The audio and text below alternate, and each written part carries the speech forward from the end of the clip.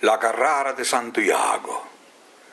Cresceva tanta cucce Santiago, ma poco terra fatiava e ne aveva che le da mangià quando arrivava vierno.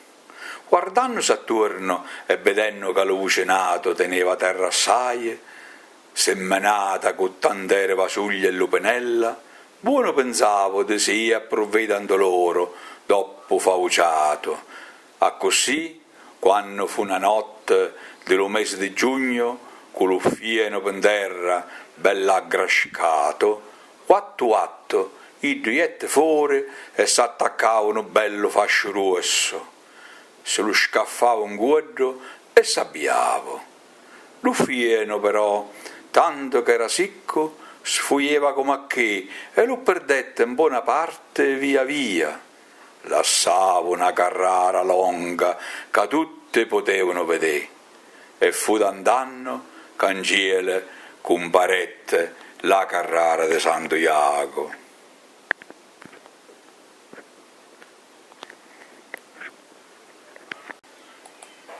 La narrazione ha un valore simbolico. In questo punto dei contadini montegalvesi che lavoravano in affitto tanta terra di proprietà della Chiesa, San Giacomo è presentato come un piccolo ladro di fieno. Anche nell'altra trentina di conti sui santi da me raccolti a Montegalvo Irpino, essi sono presentati con tipici difetti umani, che poi altro non sono che dei peccati.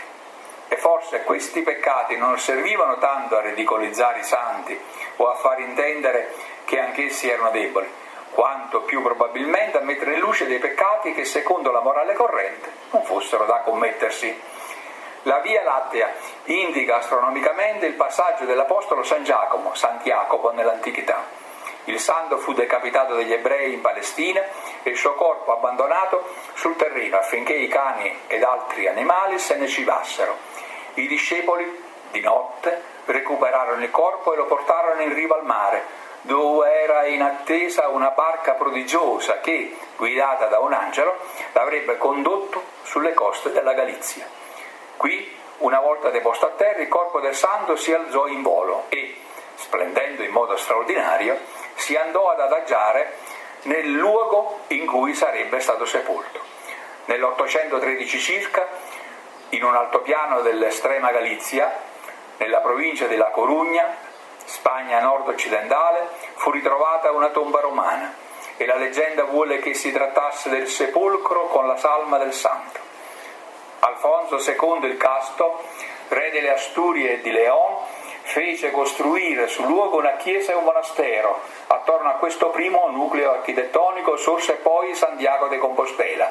Compostela deriva da Campus Stella, vale a dire campo indicato da una stella in cui era il sepolcro del santo, che dopo il 1000 divenne meta di pellegrinaggi, sia di fedeli spagnoli che di moltitudini d'altri fedeli provenienti dai vari paesi europei che seguivano una rete di itinerari convergenti. Nel 1078 si iniziò la costruzione dell'attuale cattedrale, la cui facciata divenne barocca negli anni 1738-1750. Il Camino de Santiago, che sta per Via Lattea, era il percorso che collegava Barcellona a Padrón sull'Atlantico, dotato di rifugi e ospedali per i pellegrini, e svolse anche un'importante funzione commerciale. Noi, dal nostro pianeta Terra, osserviamo la nostra galassia a spirale, vale a dire la Via Lattea, come dal bordo di un immenso piatto e, nonostante l'inquinamento luminoso prodotto dalle nostre metropoli, la vediamo come una luna luminescente, irregolare, che appare come uno strascico per il cielo. La Chiesa Cattolica festeggia il 25 luglio San Giacomo Apostolo, 5 a.C., 44 d.C., figlio di Zebedeo e fratello di San Giovanni Evangelista, è detto anche Giacomo il Maggiore, per distinguerlo dall'apostolo omonimo Giacomo di Alfeo. Con Pietro e il fratello Giovanni fu testimone della trasfigurazione del Signore e della sua agonia. Decapitato da Erode Agrippa, in prossimità della festa di Pasqua, ricevette primo fra gli apostoli la corona del martirio. Il luogo di sepoltura è la cattedrale di Santiago di Compostela in Spagna. A Montegallo Irpino la leggenda di questo santo arrivò probabilmente con la dominazione spagnola in Italia nel XVI secolo. Non si hanno notizie di pellegrini nostrani che nel Medioevo si recassero a piedi in Spagna percorrendo la via Francigena, come facevano quelli dell'Italia settentrionale, ma si racconta di pellegrini che percorrevano la via Francigena meridionale per la Puglia.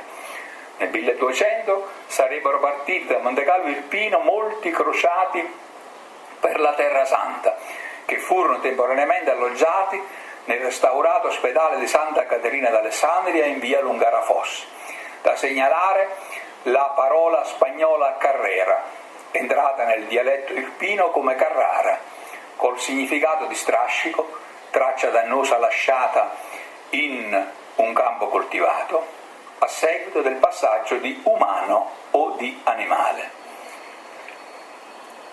Fonte Maria Antonia del Vecchio, contadina 1922-2011, trascrizione, traduzione e annotazione di Angelo Siciliano del 1995.